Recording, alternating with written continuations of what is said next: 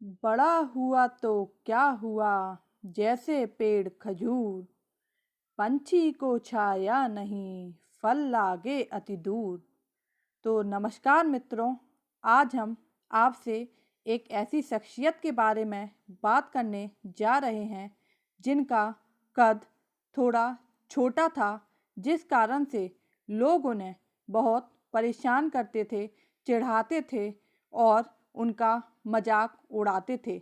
लेकिन उनके अंदर इतना दृढ़ संकल्प था, इतना अधिक देश के लिए प्रेम था कि उन्होंने वह कर दिखाया जो किसी ने नहीं किया। तो हम बात कर रहे हैं आज उस शख्सियत के बारे में जिन्होंने देश के लिए बहुत कुछ किया, जो देश के द्वितीय प्रधानमंत्री थे, श्री लाल बहादुर शास्त्री जी के बारे में। तो आज हम श्री लाल बहादुर शास्त्री जी के जीवन शैली के बारे में चर्चा करने वाले हैं। तो श्री लाल बहादुर शास्त्री जी का जन्म 2 अक्टूबर 1904 को उत्तर प्रदेश के वाराणसी से 7 मील दूर एक छोटा सा रेलवे टाउन है मुगलसराय, वहाँ पर हुआ था। जो मुगलसराय स्टेशन आज दीनदयाल उपाध्याय स्टेशन के नाम से फेमस है। इनके पिताजी एक साधारण शिक्षक थे। इनके पिताजी का नाम मुंशी शारदा प्रसाद था। इनके पिताजी को मुंशी जी भी कहते थे, क्योंकि उस समय जो भी शिक्षक हुआ करते थे उन्हें मुंशी की उपाधि दी जाती थी, इसलिए इनको मुंशी कहा जाता था। बाद में इनके पिता ने राजस्व विभाग में एक लिपिक क्लर्क की नौकरी करी। इनकी माता का नाम लाल बहादुर शास्त्री जी की माता का नाम राम दुलारी था। यह अपने परिवार में सबसे छोटे थे और छोटे होने के कारण लाल बहादुर शास्त्री जी को सभी लोग नन्हे कहकर बुलाते थे, क्योंकि उत्तर प्रदेश बिहार में जो भी छोटा होता है उसे नन्हे या ननकी कह के बुलाते हैं, इसलिए यह भी अपने परिवार में सबसे छोटे थे, तो इन्हें भी सभी लोग नन्हे नन्हे कहकर बुलाते थे। जब शास्त्री जी केवल 18 महीने के थे, इनके पिता का निधन हो गया और इनके सर से पिता का साया उठ गया। अब इनकी माँ परेशान थी, तो उन्होंने अपने बेटे शास्त्री जी को लेकर वह अपने पिता हजारी लाल के घर मिर्ज़ापुर चली गईं और इनका पूरा जीवन अपने नाना के यहाँ ननिहाल में ही गुजरा। हालांकि इनके नाना जी का भी जल्द ही देहांत हो गया। इनकी देखभाल इनके मौसा जी और माँ ने मिलकर करी। ननिहाल में रहते हुए ही इन्होंने अपनी प्राथमिक शिक्षा ग्रहण की। उसके बाद यह शिक्षा पाने के लिए हरिश्चंद्र हाई स्कूल गए और काशी विद्यापीठ से इन्होंने शिक्षा ग्रहण की। काशी विद्यापीठ, जो कि आज बहुत ही प्रसिद्ध विद्यालय है, वहाँ से इन्होंने फिलॉसफी की स्नातक उपाधि ली। उस समय जिसको भी स्नातक की उपाधि मिलती थी उसे शास्त्री का टैग दे दिया जाता था, यानी कि शास्त्री की उपाधि मिल जाती थी, वह अपने नाम के साथ शास्त्री लगा सकता था। तो जैसे ही इन्होंने शास्त्री की उपाधि मिली, वैसे ही इन्होंने अपने नाम के साथ जन्म से चला आ रहा जाति सूचक शब्द श्रीवास्तव, जो कि उनका सरनेम था, उसे हटा दिया और उन्होंने अपने नाम के आगे शास्त्री लगा लिया, जो कि बाद में उनका सरनेम जैसा ही हो गया और सभी उन्हें लाल बहादुर श्रीवास्तव की जगह श्री लाल बहादुर शास्त्री जी के नाम से जानने लगे और आज भी हम उन्हें श्री लाल बहादुर शास्त्री जी के नाम से ही जानते हैं।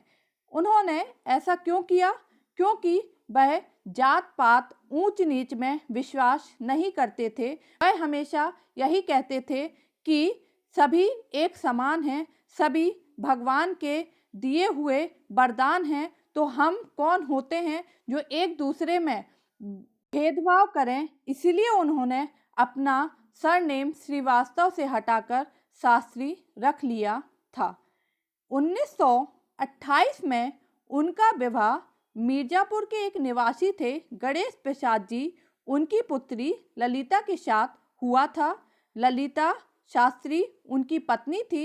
उनसे उनको 6 संतानें हुई थीं। 6 संतानों में 2 पुत्रियां थीं जिनका नाम कुसुम व सुमन था, और उनके 4 पुत्र थे जिनका नाम हरिकृष्ण, अनिल, सुनील व अशोक था। लाल बहादुर शास्त्री जी का एक नारा था, मरो नहीं मारो, जिसने पूरे देश में क्रांति ला दी थी। इनका एक और नारा है जो कि बहुत ही प्रसिद्ध है, जय जवान जय किसान, जो आज भी हम सबके मुंह पर जबान पर रहता है। और हम सब जब भी शास्त्री जी को याद करते हैं तो हम उनके इस नारे को जरूर याद करते हैं, जय जवान जय किसान। महात्मा गांधी जी द्वारा एक आंदोलन चलाया जा रहा था 1921 में, असहयोग आंदोलन। तो उन्होंने शास्त्री जी से कहा कि आप अपने स्कूल को त्याग दें, अपनी शिक्षा को त्याग दें। तो उन्होंने अपनी शिक्षा को त्याग दिया गांधी जी के कहने पर, और वह असहयोग आंदोलन में पार्टिसिपेट किए। उन्होंने उसमें अपना महत्वपूर्ण योगदान निभाया, जिसके लिए उन्हें जेल भी जाना पड़ा था। स्वतंत्र भारत के प्रथम प्रधानमंत्री नेहरू जी के निधन के बाद देश पर संकट छा गया और सभी ने सोचा कि अब किसको प्रधानमंत्री बनाया जाए। तो श्री लाल बहादुर शास्त्री जी की सरल छवि को देखते हुए सभी ने उन्हें प्रधानमंत्री पद के लिए चुना।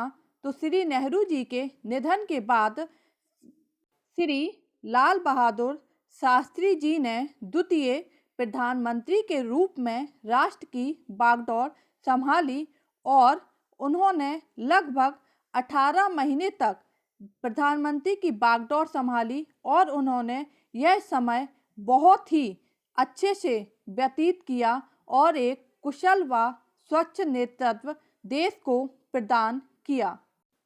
भारत की स्वतंत्रता के पश्चात शास्त्री जी को उत्तर प्रदेश के संसदीय सचिव के रूप में भी नियुक्त किया गया था।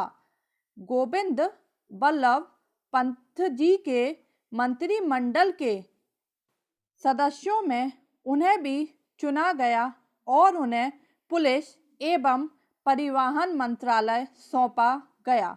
जब उन्हें परिवहन मंत्रालय सौंपा गया तो उन्होंने प्रथम बार महिला कंडक्टर की नियुक्ति की।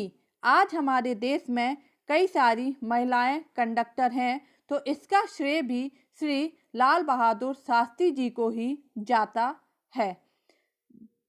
जब शास्त्री जी के पास पुलिस मंत्रालय था तो उन्होंने सोचा कि भीड़ पर किस तरीके से नियंत्रण किया जाए, क्योंकि उस समय लाठीचार्ज ही भीड़ पर नियंत्रण का जरिया था। परंतु उससे मनुष्य को बहुत ही पीड़ा होती थी। तो उन्होंने लाठी की जगह पहली बार पानी की बौछार का प्रयोग प्रारंभ किया भीड़ पर नियंत्रण पाने के लिए। जवाहरलाल नेहरू के नेतृत्व में 1951 में वह अखिल भारत कांग्रेस कमेटी के महासचिव नियुक्त किए गए। उन्होंने 1957, 1951 एवं 1962 में के चुनावों में कांग्रेस पार्टी को भारी बहुमत से जिताने के लिए बहुत ही परिश्रम किया। वह एक बहुत ही सरल स्वभाव के नेता थे तथा इन्होंने सरकारी तंत्रों में जो भ्रष्टाचार फैला हुआ था उसको खत्म करने के लिए भी कई सारे कठोर कदम उठाए थे। जिस समय इनका प्रधानमंत्री का कार्यकाल चल रहा था, उसी समय पाकिस्तान ने भारत पर एक युद्ध छेड़ दिया था। यह बात 1965 ईस्वी की है, लेकिन शास्त्री जी घबराए नहीं और उन्होंने अपनी इच्छा शक्ति से बड़ी ही सरलता पूर्वक अपनी सेना को इस युद्ध के लिए तैयार किया और अपनी सेना को युद्ध से निपटने के लिए सभी निर्णय लेने के लिए पूर्ण स्वतंत्रता दी थी। उनकी सेना उनके कार्य से बहुत ही प्रसन्न थी और अपने नेता का पूर्ण समर्थन पाकर उनके सैनिकों ने दुश्मनों को करारी मार दी थी और इस युद्ध को जीता था। श्री लाल बहादुर शास्त्री जी भारत के दूसरे प्रधानमंत्री थे और लगभग 18 महीने तक इन्होंने अपनी मृत्यु के पहले तक कार्य को संभाला। इस प्रमुख पद को बहुत ही सरलता पूर्वक निभाया और इनका कार्यकाल अद्वितीय रहा।